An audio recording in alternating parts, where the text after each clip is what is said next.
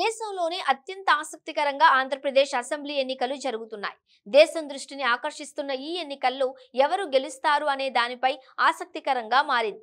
ఈ ఎన్నికలపై తెలంగాణలోనూ విస్తృతంగా చర్చ జరుగుతోంది.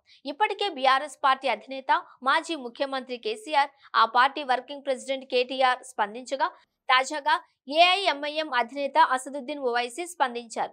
ఏపీ ఎన్నికల్లో ఆయన ఒకరికి మద్దతు ప్రకటించారు. అంతేకాకుండా గెలిచేదెవరో కూడా జోస్యం చెప్పారు. హైదరాబాద్ ఎంపీగా పోటీ చేస్తున్న అసదుద్దీన్ ఓవైసీ ఓ మీడియా ఇంటర్వ్యూలో ఆయన మాట్లాడారు. జాతీయ రాజకీయాలతో పాటు తెలుగు రాష్ట్రాలలో రాజకీయాలపై అసదుద్దీన్ స్పందించారు. ఆంధ్రప్రదేశ్ అసెంబ్లీ ఎన్నికల్లో వైఎస్ జగన్ నేతృత్వంలోనే వైఎస్ఆర్సీపీకి ప్రజలు మద్దతు ఇవ్వాలి అని ఏపీ ఓటర్లకు అసద్ పిలుపునిచ్చారు. ఈ సందర్భంగా సీఎం జగన్ పై ప్రశంసల వర్షం కురిపించారు. రాష్ట్రంలో ఎస్సీ, ఎస్టీ, బీసీ, మైనారిటీల హక్కులను కాపాడేందుకు కృషి చేస్తున్న అత్యంత సెక్యులర్ నాయకుడు జగన్ అని తెలిపారు.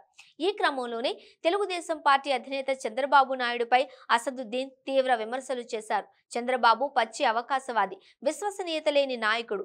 ఏపీలో ఎన్డీఏ అధికారంలోకి వస్తే ముస్లిం రిజర్వేషన్లను తొలగించేందుకు వెనుకాడడు. అసద్ చేసిన వ్యాఖ్యలపై ఏపీలో ఆసక్తికర చర్చ మొదలైంది.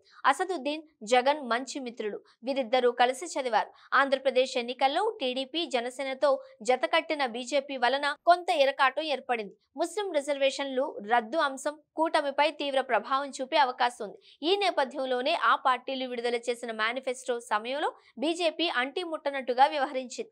ఈ కోణంలోనే జగన్ కు అసదుద్దీన్ మద్దతు ప్రకటించారు. మతపరమైన రిజర్వేషన్లు రద్దు చేసే పార్టీకి, దానికి మద్దతు ఇచ్చే పార్టీని ఓడించాలని అసదుద్దీన్ పరోక్షంగా పిలుపునిచ్చారు.